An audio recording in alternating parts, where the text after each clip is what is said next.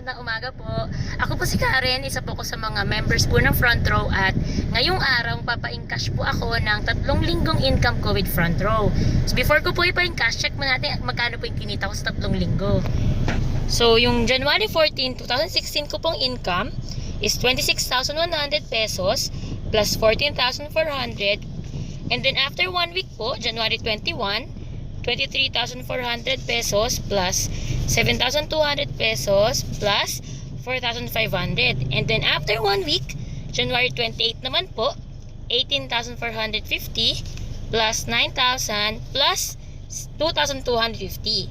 So lumalabas po, ang 3 linggong income ko with Front Row is 105,300 plus sinamahan pa po ng 28,000 worth of gift certificates from Front Row. So ang total po nito is 133,300. So tara, pa-encash na po natin.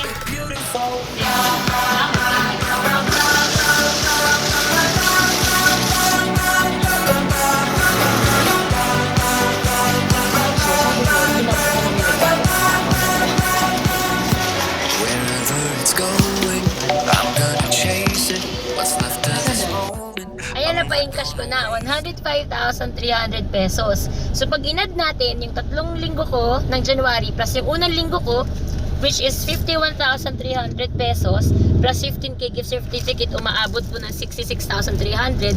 Lumalabas po ng unang buwan ko with Front Row is 199,600 pesos. Almost 200,000 sa isang buwan.